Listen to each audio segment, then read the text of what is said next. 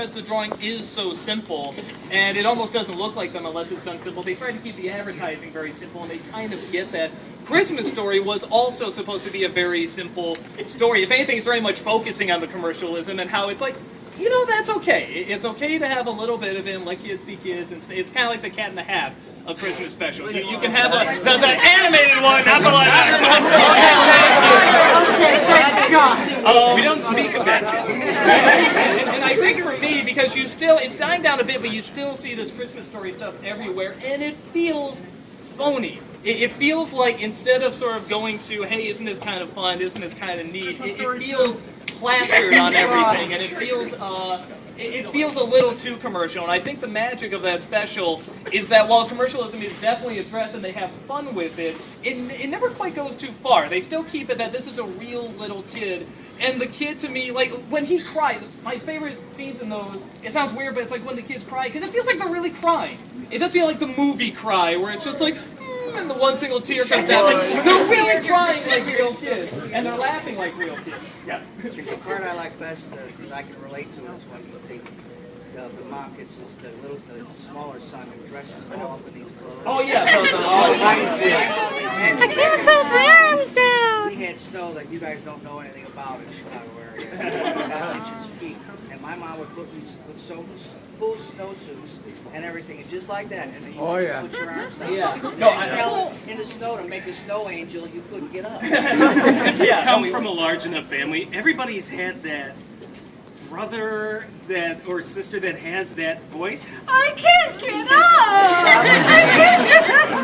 Like, it's just like no matter what they say, it's whiny. And I think partly what is so what people relate to that too is that because there's not as much a message or really even an agenda technically to that movie, it's just kind of showing how this family did Christmas. So it sort of hits on these little elements that you remember, like the getting wrapped up in all the clothes and stuff like that. Getting firearms. Yeah. And I think one of the things that people relate to again about that is because at the beginning of Charlie Brown Christmas, beginning of Arthur Christmas and stuff like that, there's clearly kind of an agenda, which is fine. It wants to get a message across. That one is just, this is a family just, and especially this kid, just kind of how he went through Christmas. And so people can relate to that a little bit more, and they feel like, I remember that. I was that kid. I remember getting wrapped up in the clothes. I remember wanting this toy. I remember my mom saying no. I remember getting up in the morning and seeing the Christmas tree and stuff, and they got, like you said, sort of the brattiness of the brothers, and they'll make fun of each other and stuff like that. So I think all those elements kind of play in because there isn't quite an agenda. There is a goal. He wants this, Red Ryder BB gun, but it's not the focus of the whole movie. So I think for me that's always what kind of connects, and it is one of the few where I feel like the marketing kind of gets that wrong. I think the only one that got right was that lake lamp. I think that was brilliant. Okay, but even then, like the first year that leg lamp came out and I saw it in somebody's window, I'm like, that's brilliant, that's amazing. Within 2 years, every other person had one. I'm like, this is not that amazing. Yeah, like, that always happens with that kind of marketing when you try to attach it to classic films. The first one to get it always looks like the genius, and then everybody else just looks like a traffic cop. Yeah. So, but I still love that movie. But I get it.